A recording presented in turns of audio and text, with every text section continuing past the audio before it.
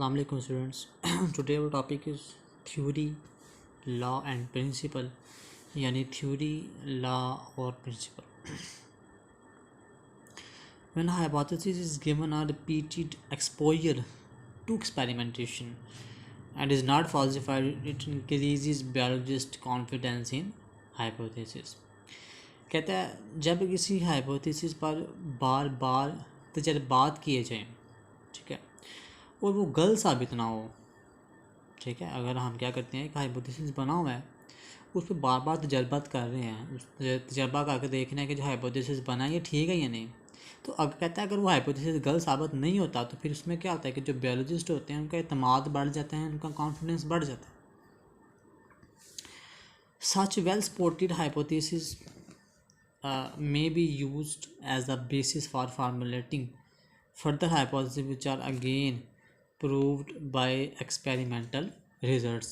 तो फिर क्या होता है कि वो जो काबिल एतमाद हाइपोथेसिस है उसको बुनियाद बनाकर हम क्या करते हैं कि मज़ीद हाइपोथेसिस तश्कील देते हैं या मज़ीद हाइपोथेसिस बनाते हैं और उनको दोबारा उनके ऊपर हम क्या करते हैं तजर्बाती नताइज से उनको या उनके ऊपर तजर्बात करते हैं ताकि उनको सही साबित किया जा सके। The hypothesis that stand the test of time, तो ऐसा हाइपोथेसिस जो वक़्त के इम्तहान में कायम रहे, मतलब उसके ऊपर अगर आपके इम्तहान उसके ऊपर कर रहे हैं, एक्सपेरिमेंट कर रहे हैं तो वो सही साबित रहे। यानी often tested and never rejected, यानी उसके ऊपर बहुत सारे टेस्ट किए जाएँ और कभी भी मुस्तरद ना हो, कभी भी वो रद्द ना हो, ठीक है, सही साबित हो हर दफ़ा। आर कॉल्ड थ्योरी, तो वो क्या कहलाती है जी, थ्योरी कहलाती है। A theory supported by great deal of evidence, तो जो एक थ्योरी होती है उसको काफ़ी सारे सबूतों का सहारा होता है।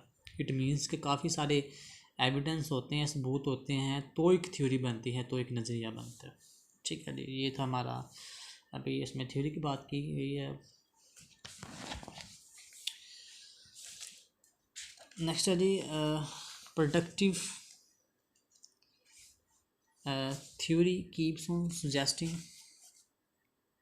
new hypothesis and so testing goes on। तो कहता है जो एक मतलब इसको उर्दू में हम कहते हैं बार आवर, ठीक है, इंग्लिश में तो हो गया ना प्रोडक्टिव। ये जो प्रोडक्टिव है इसका मतलब है जी बार आवर, बार बार जैसे हम उर्दू में कहते हैं। बार आवर थ्योरी जो होती है वो क्या करती है, सुजेस्ट करती है, पेश करती है नई हाइपोथेसिस, ठीक है, और उनको फिर और जब वो नई हाइपोथेसिस पेश करते हैं तो हाँ फिर उनके ऊपर टेस्ट करते रहते हैं, उनको हम जांचते रहते हैं, वो अमल भी जारी जाता है। Many biologist take it as a challenge and exert greater efforts to disprove the theory. तो कहता है बड़े सारे बायोलॉजिस्ट ऐसे होते हैं जो इनको एक चैलेंज के तौर पे लेते हैं और फिर उस थ्योरी को गलत साबित करने की या उसको झुठलाने की कोशिश करते हैं। If a theory survives such a doubtful approach and continue to be supported by experimental evidence in become a law or principle। तो कहता है अगर एक थ्योरी इस तरह के जो होते हैं ना, मतलब जिसके ऊपर आप टेस्ट कर रहे हैं तो वो फिर भी कायम रहे हो तो वो क्या बन जाती है, लॉ या प्रिंसिपल बन जाती है। A scientific law is a uniform और कांस्टेंट फैक्ट्स ऑफ नेचर। कहते हैं एक साइंटिफिक लॉ है, ये फितरत का एक कह लें कि कभी न बदलने वाला या मुस्तकिल हकीकत होता है, ठीक है। ये साइंटिफिक लॉ क्या है, एक ऐसी हकीकत है जो हमेशा कायम रहने वाली है। It is an irrefutable theory, मतलब ये कह लें कि दूसरे लफ्ज़ों में या मतलब इसको कह लें कि हम जिसको ना नहीं कर सकते, हम ये नहीं कह सकते कि हम ये बात नहीं मानेंगे, हमें ये बात माननी ही पड़ेगी। It is an irrefutable theory, ये बात माननी पड़ेगी, रिजेक्ट नहीं कर सकते इसको आप। एग्जाम्पल्स ऑफ बायोलॉजिकल लॉज और हार्डवेयर, तो इसकी जो दो मिसालें हैं इसमें सबसे पहले हार्डवेयर पर लॉ है, ठीक है, और इसके अलावा जो मेंडल ने लॉ दिए थे इनहेरिटेंस के, विरासत के लॉ दिए थे, ये दो हमारे पास जी बायोलॉजिकल लॉज हैं जिनको हमें हर सूरत में मानना ही पड़ेगा, इनको हम किसी सूरत में रिजेक्ट नहीं कर सकते। उसके बाद नेक्स्ट टॉपिक है जी data organisation and data analysis, ठीक है जी, कि डेटा को तरतीब देना और इसका तज्जिया करना। Data organisation and data analysis are important steps in biological method. कहते हैं ये दोनों जो स्टेप हैं, दोनों जो मराहल हैं, ये बायोलॉजिकल मेथड में अहम मराहल हैं।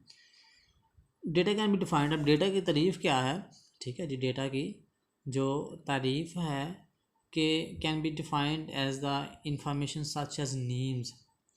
कहता है डेटा से मुराद कोई मालूमात हो सकती है, ठीक है, जैसा कि नाम वगैरह, कोई तारीख हो सकती है, या कोई वैल्यू या कोई मकदार हो सकती है, मेड जो हमने बनाई होती है फ्राम ऑब्जर्वेशन, अपने मुशाहदात से, एंड एक्सपेरिमेंटेशन, और अपने तजर्बात से। ठीक है जी।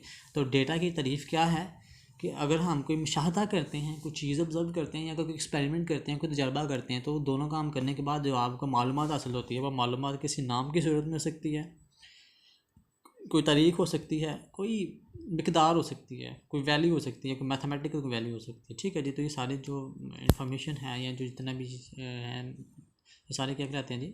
डेटा। डाटा ऑर्गेनाइजेशन, डाटा को तरतीब देना, ऑर्गेनाइज करना। In order to formulate and then to test hypothesis, कहता है कि हाइपोथेसिस को तश्कील देना, हाइपोथेसिस को बनाना और उसके बाद उसको टेस्ट करना।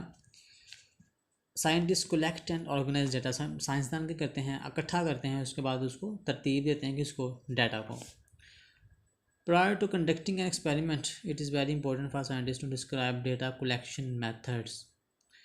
कहता है कोई तजर्बा करने से पहले जो साइंसदान होते हैं, साइंसदान के लिए कहने कि डेटा इकट्ठा करने के तरीके बयान करना बहुत अहम है। मतलब वो जब वो कोई एक्सपेरिमेंट करने लगते हैं ना, तो सबसे पहले वो ये चीज़ देखते हैं कि जी हमें डाटा पहले इकट्ठा करना है, और वो अहम है। It ensures the quality of experiments, कहता है इससे जो तजर्बा होता है या तजर्बे का जो मयार है उसका हमें यकीन होता है जी हमें ठीक है, हमारा जो तजर्बा हम करने जा रहे हैं वो मतलब बेहतर होगा।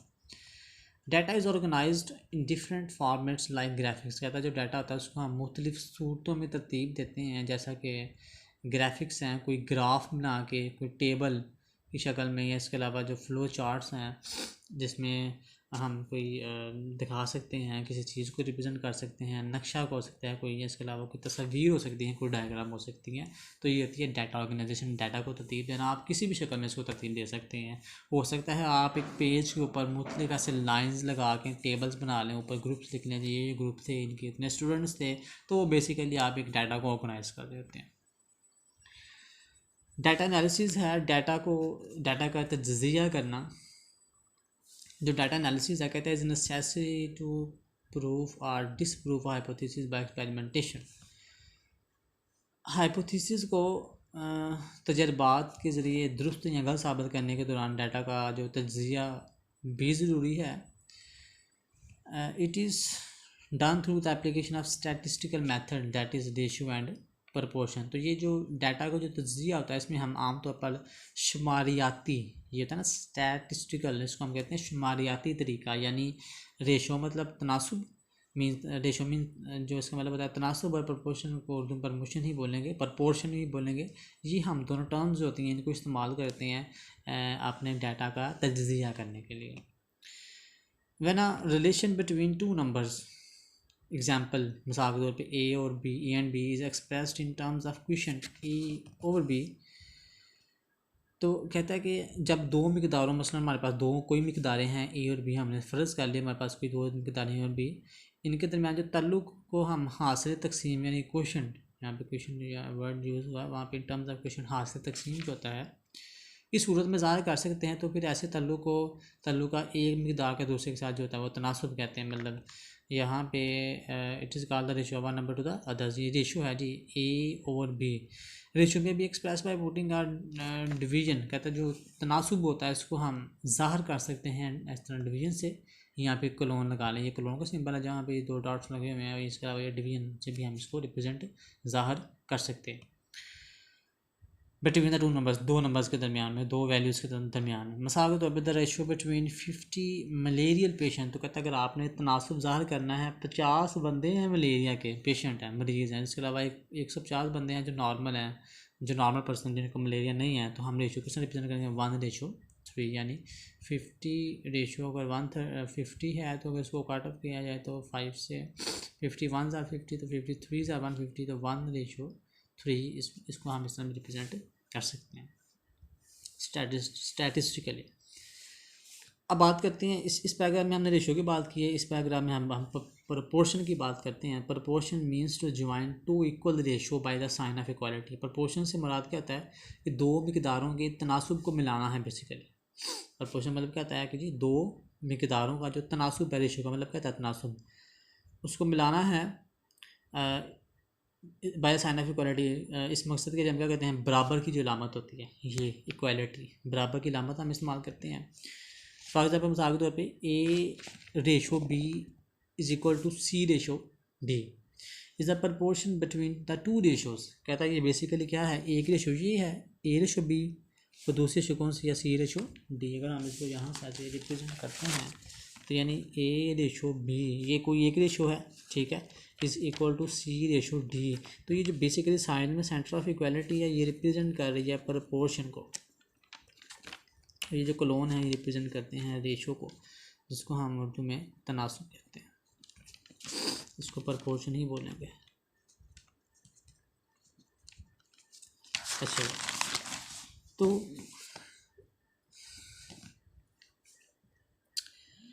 डिसप्रपोर्शन में आल्सो बी एक्सप्रेस्ड एज, इसको हम इस तरह से बयान कर सकते हैं, when three values in a proportion are known the fourth one can be calculate. कहता है अगर आपको इन चारों में, चार वैल्यूज हैं basically A B C D, अगर कोई तीन मालूम हो तो आप फोर्थ वाले जो है उसकी वैल्यू फाइंड कर सकते हैं। मिसाल के तौर पे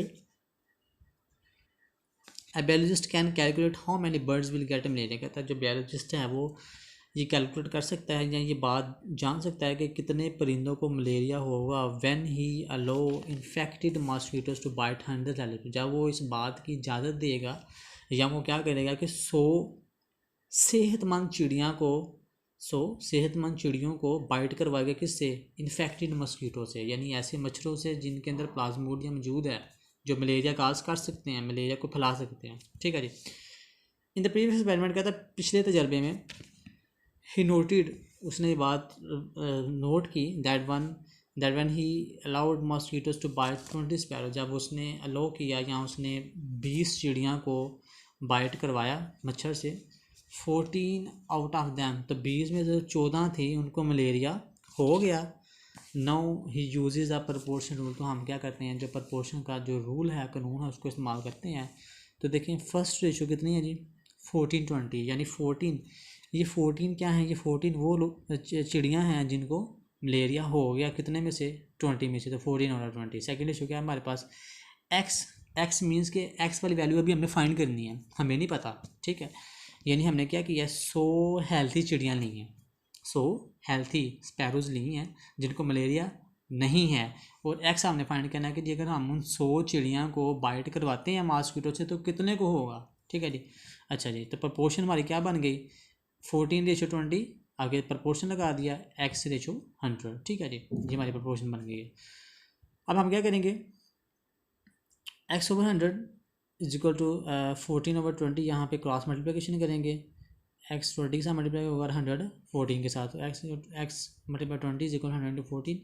इसको हमने किया तो ये 100 यहाँ पे ये मल्टीप्लाई हो रहा है, यहाँ पे आके ये डिवाइड हो जाएगा 100 के साथ, 100/20 × 14। इसको हमने सॉल्व आउट किया था, जवाब क्या है, x इज इक्वल टू 70। अब देखें यहाँ पे हमने प्रपोर्शन का रूल इस्तेमाल किया तो आंसर क्या है, 70। It means 70 out of 100 sparrow would get malaria. इससे हमें ये बात पता चली कि अगर आप 100 चिड़ियों को इन्फेक्ट करवाते हैं, बाइट करवाते हैं, तो उनमें से 70 को मलेरिया हो जाएगा। स्टैटिक्स आर था मीन्स ऑफ समराइजिंग डाटा। कहता है स्टैटिक्स क्या होती है, बेसिकली एक मतलब है या एक तरीका है आपने डाटा को, अपनी इंफॉर्मेशन को समराइज करने का, उसको समेटने का, through the calculation of a means value. मतलब किसी एक इस्तेमाल करते हुए, किसी एक वैल्यू को इस्तेमाल करते हुए। This step is very important. कहता है ये जो मरहला है ये बड़ा अहम होता है, उसमें as important, this step is very important as is transform new data into information. तो कहता है ये कि मरहला इसलिए अहम है, इससे हम क्या करते हैं, जो रॉ डाटा है, जो एक कह लें कि खाम डाटा होता है, उर्दू में इसको हम खाम डाटा कहते हैं, जो एक आम सी मालूमात होती है, डाटा होता है, उसको हम किसी इंफॉर्मेशन में, किसी मालूमात में तब्दील कर देते हैं, which can be use to summarize and report result. उसके बाद फिर हम उसको इस्तेमाल कर लेते हैं उसको समराइज़ करने के लिए, उसको समेटने के लिए, उसके अलावा अपने जो रिज़ल्ट्स हैं उनको शाया करने के लिए। तो इसमें जो हमने टर्म्स पढ़ी, इसमें जो है यहाँ पे हमारी जो थ्योरी की डेफिनेशन थी, ठीक है जी, ये थ्योरी की डेफिनेशन है। उसके बाद हमारा यहाँ से सेकंड लाइन से तो यहाँ से लेके हमारा लॉ और प्रिंसिपल की डेफिनेशन है, उसी के आगे से लेके यहाँ तक साइंटिफिक लॉ की है विद एग्जांपल्स। यहाँ पे एक और डेफिनेशन है जी डाटा की, जो हमने डेफिनेशन पढ़ी यहाँ से यहाँ तक।